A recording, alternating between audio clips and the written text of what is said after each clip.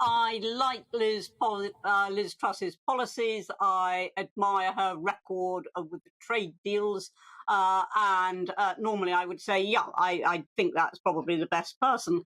But the fact is she's had a charisma bypass. She doesn't have any oomph. And that does matter these days. There was a time when it didn't, but now it does matter because of media exposure. And I hope she gets through to the last two. But if she does, then when she's out on that campaign trail, she has got to develop some oomph, because at the moment she's as starchy as a Victorian governess. And that coming from the Victorian governess and Widdecombe. Graham, what about you? I mean, is there anybody from the current five who you would worry about the other side behind the dispatch box attacking Keir Starmer? Or do you think they're all a bit predictable and damp squibs? I've been pretty appalled by the level of debate, actually, between the candidates. The one candidate who stands out, who I don't think is going to win, is Kemi Badenoch. She's been serious in her approach to the problems this country is facing at the present time. Problems of inflation, problems of defence and war in Europe. It's almost as though that's not happening. I also think it's appalling that we've had a coup against the current Prime Minister, who was elected by the whole country, and now the candidates who want to be Prime Minister have gone into hiding, and they're not.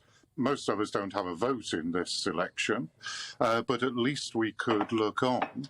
But now they're doing it, they're debating in secret. But one of them is going to end up as being Prime Minister. I think that's simply appalling. It's anti-democratic. Yeah, and what do you make of these sort of American-style presidential TV debates when actually very few people actually get to have a democratic vote on who becomes the next Prime Minister? Is it tearing the Conservative Party in two, or is it the right way to go forward? No, I've never believed it's the right way to go forward. These television debates are always incredibly superficial. You can't get down into it to any policy depth at all. Indeed, you can't cover very much. You've got 5 candidates in a limited amount of time. But these have been particularly bad because they've attacked each other. And that is something that just didn't happen. When I was a Conservative MP and we had leadership elections, the candidates made a great point of not attacking each other. But now they're doing it. They're not only doing it, they're doing it overtly. I don't think it's helpful at all. I don't think it informs the nation. It certainly doesn't inform the Conservative Party. You see them every day after all. I think it's quite pointless. Graham, one of the big issues of contention after the economy is, of course, going to be Brexit, and there's constantly the mudslinging. Last night, Rishi Sunak saying to Liz Truss, well, you happened to previously be a Lib Dem and a Remainer. Tom Tugendhat also called up on the fact that he voted Remain. I mean, you are a Brexit-backing MP. Do any of those candidates tickle your fancy for someone who would, now Brexit has nominally been done, actually do something with it? I think that's quite difficult for me to say. I'd go back to Kemi Badenoch. I think she's a serious candidate. Liz Truss is saying the right things at the present time.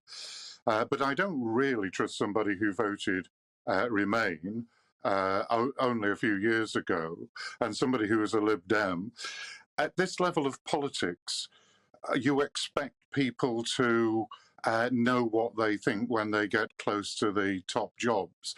There is an element with Liz Truss, although what she's saying at the moment I tend to agree with, as far as Brexit is concerned at least, that she is saying what she believes the Conservative Party membership wants them to say. And they want to hear that. So I'm not totally convinced about it. I think the most damaging thing I think about these debates is they remind me of the 2015 leadership debate in the Labour Party, when many of the candidates, quite good candidates, and Jeremy Corbyn, who had a disastrous result, said things that they believed that the Labour Party membership wanted to hear.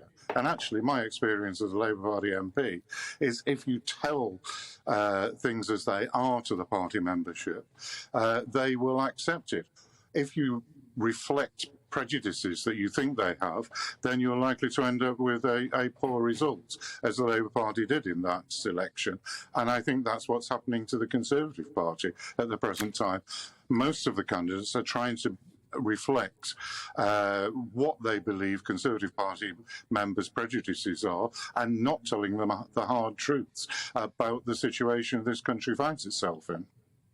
Now, Anne, I mean, you've got Graham there talking again about Kemi Badenoch being a bit of a standout candidate. She has, in many respects, been the superstar of this competition. But it seems to me that MPs in Westminster are not likely to take much note of that, and instead forming into sort of plots and factions behind closed doors to get what they want out of this.